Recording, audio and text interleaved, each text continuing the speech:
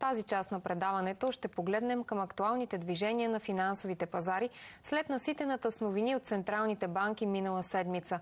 Към нас се присъединява Тихомир Каунджиев, портфолио менеджер в Елана Фонд Менеджмент. Здравейте! Здравей, Вероника!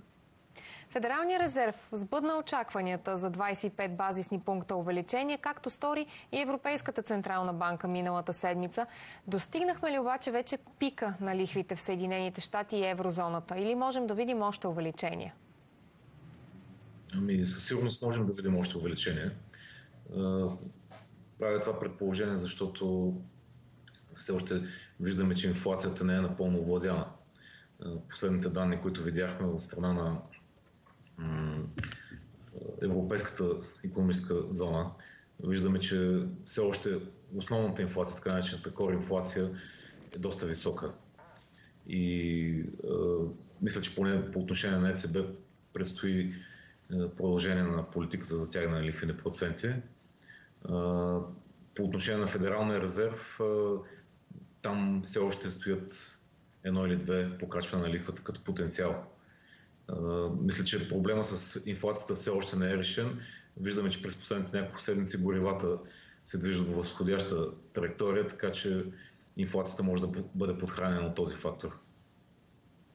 Когато говорим за евентуални следващи повишения, едно след друго ли ще дойдат те? Ще има ли отново някаква пауза между тях, както направи Федералния резерв? Евентуално Европейската централна банка даде сигнали, че евентуално може да направи такава пауза, но тя не е сигурна.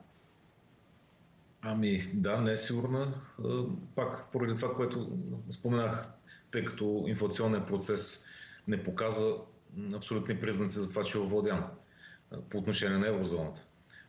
По отношение на щатската икономика имаме по-сериозни данни, които показват, че до някъде инфлацията е овладяна. Но примерно в UK, в Великобритания, виждаме как инфлацията продължава да нараства. И там имаме една много специфична ситуация, която може би ще се прояви като модел и в други части на света.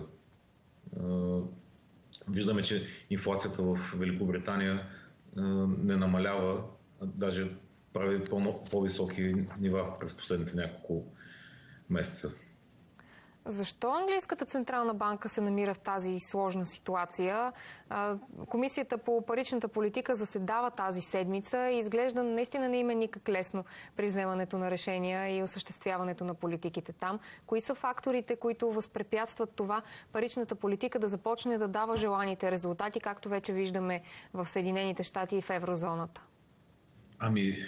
Факторът е това, че дълго време в Великобритания имаше отказ от това да се правят структурни реформи.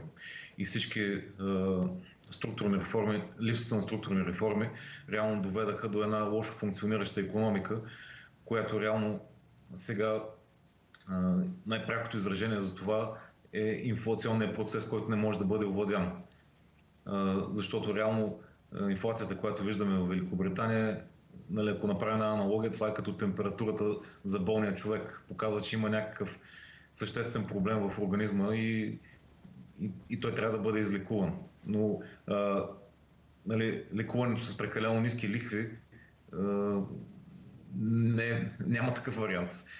Единствено икономика може с така важни решения по отношение на политически решения да бъде преструктурирана. Нещо, което също беше дълго отлагано в Великобритания. На практика трудовия пазар и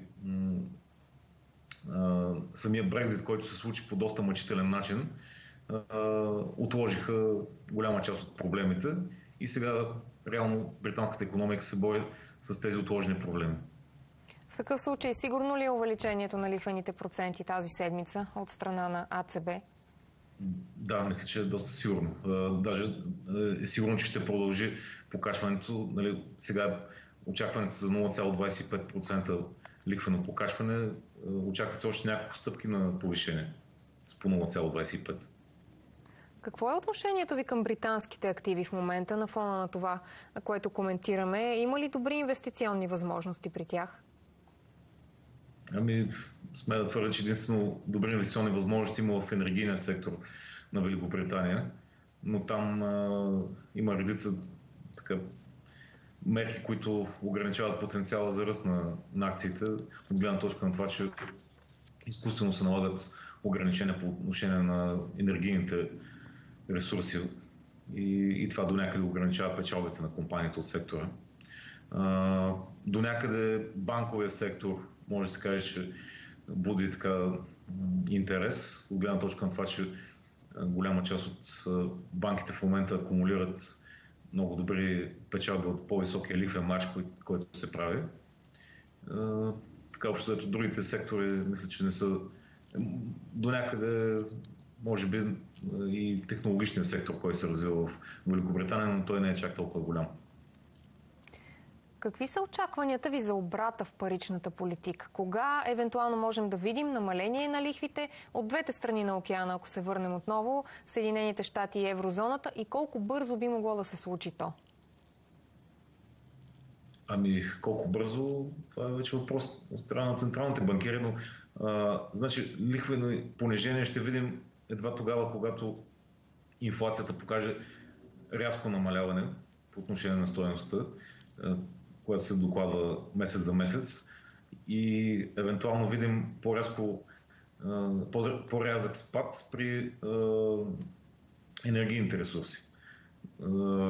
Също така и евентуално по-рязък спад при сектора на недвижимите имоти и на наемите, които така са голяма компонента от инфлационния процес.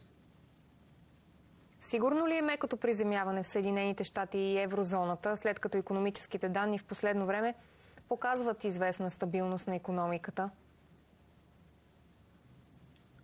Значи, меко приземяване със сигурност ще има, но риска мекото приземяване, което сега се очаква, да се превърне в нещо по-лошо, като стагфлация. Доста централни банкери се хвалят за това, че са овладели инфлацията, но аз мисля, че това не е благодарение на навременните им действия, благодарение на това, че вече имаме съвсем различна конюнктура на пазарите. Тоест вече имаме реални лихвени проценти, които охлаждат икономиката сами по себе си.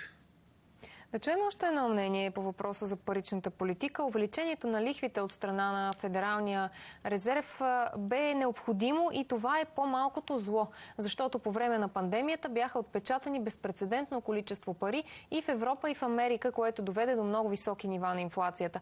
Това коментира Ивайло Ангарски, изпълнителен директор на Компас Инвест в предаването в развитие. Относно очакванията за бъдещата политика на централните банки, събеседникът подчерта, че водещи ще бъдат данните от икономиката, като централните банкери ще се опитат да избегнат грешка подобна на тази веднага след пандемията, когато инфлацията бе подценена и обявена за временна, и няма да бързат с предприемането на обрат в лихвената политика. Да видим акцент от коментара.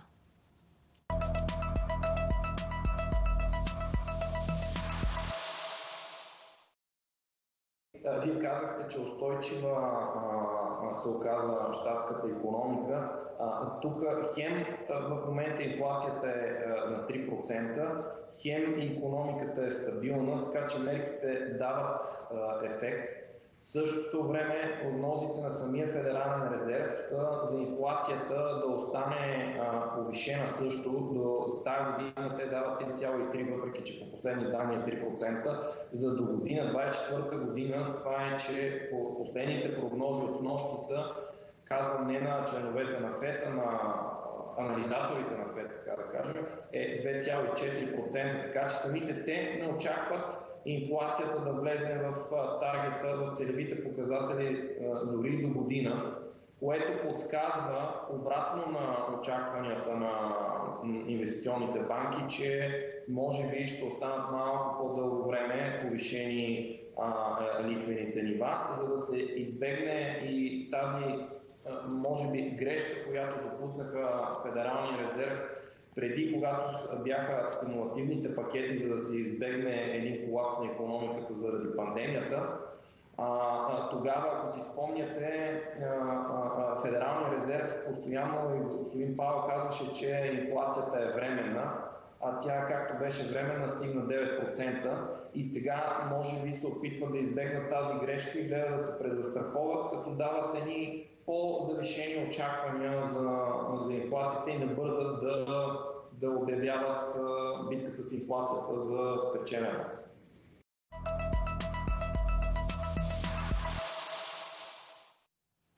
Да погледнем и към търговията на финансовите пазари. Вчера Уол Стрит продължи линията на повишения.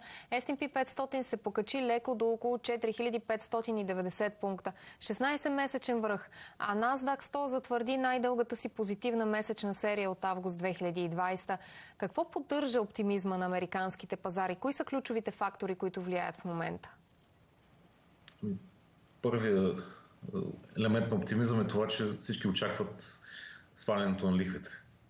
Само че това сваляне на лихвите се очакваше да започне от юни месец тази година. Реално не се случи. Имахме точно обратното повишение, поредно повишение на лихвите. Другото нещо е, че корпоративните печалби продължават да са на лице. Повечето компании запазват маржовете си на печалба сравнително непроменени на фона на последните 2 години. И общо взето редица компании предлагат добра дивидендна доходност в рамките на 7-8%, което е един вид спасението за инвеститорите от нивото на инфлация. Оживеното настроение на Уол Стрит доведе до отстъпление сред мечите на гласи на институционални инвеститори и икономисти. Скот Хронърт от Citigroup, например, се присъедини към списъка на стратезите, които преразгледаха мрачните си перспективи през последните седмици, повишавайки прогнозата си за S&P 500. Майкъл Уилсън от Морган Стенли, който беше сред водещите песимисти на пазара през тази година, промени наскоро тона си и сега вижда ралито да продължава напред. Какви са очакванията ви в Елана? Как виждате пътя пред ралито на Уол Стрит? Ще продължи ли още? Личното ми мнение и на голяма част от моите колеги, че това рали най-вероятно е към своя край. Ние лично очакваме още така малко повишение, може би до 4700 пункта за S&P, след което мислим, че през последното четвърто тримесечие на тази година ще видим вече първите проявления на тази дългоочаквана криза. И съответно ще видим изпад при акциите. Това събитие, първоначалният спад, който може би ще видим в есенния период, ще бъде пък позитивно за облигациите.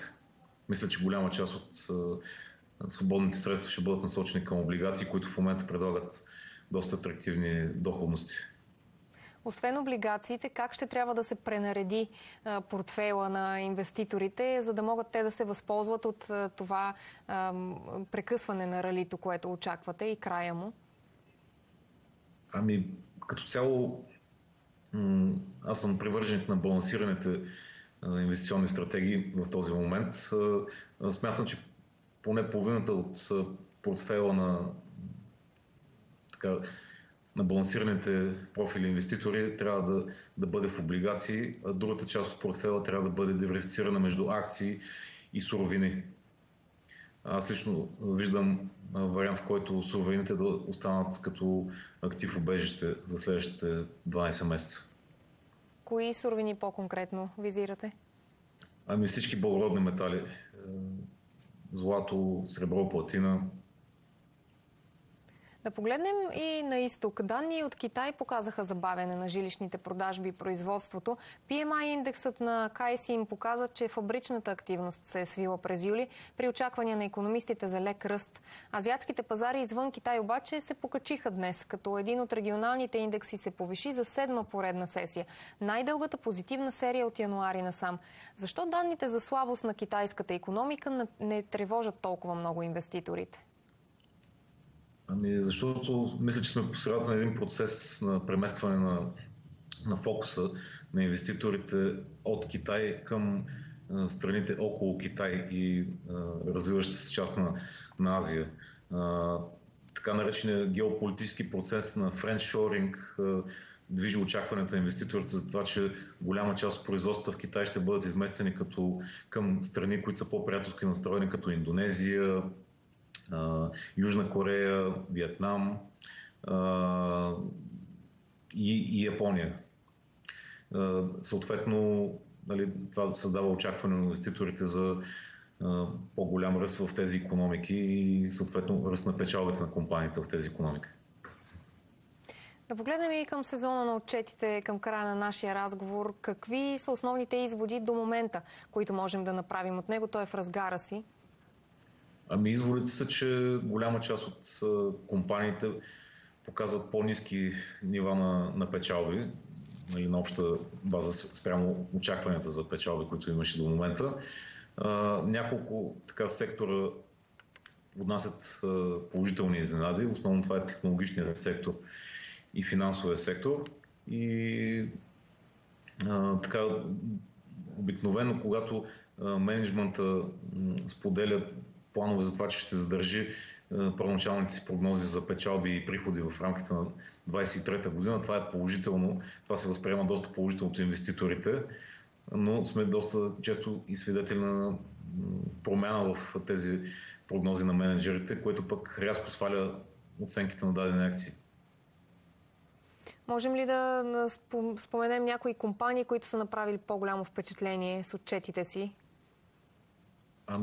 Значи, така, на върха на вълната на отчетите бяха акциите на Meta, акциите на Google, които направиха така доста добро повишение след отчетите си. Дали, все още предстои по-голяма част от отчетите да се публикуват, като пример за примерно компании, които така бяха рязко обесценени вследствие на сезона на отчетите, могат да се посочат акциите на Bayer, акциите на други компании, които са от индустрията. Очакват ли се отслабване на търсенето и влошаване на корпоративните резултати през втората половина на годината? Да, като цяло инвеститорите очакват малко по-слабо тримесечие. Ако гледаме PMI индексите, които са в Европа и Китай, примерно, вижда се отчетливо забавяне на икономиката. Съответно, това ще се пренесе в евентуално малко по-ниски нива на продажби и на печалби. Много благодаря за този коментар, Тихомир. Беше приятно да се видим в ефира. Тихомир Калунджиев, портфолио менеджер в Елана Фонд Менеджмент, коментира решенията на централните банки от изминалата седмица, очакванията към Английската централна банка, която заседава по-късно тази седмица.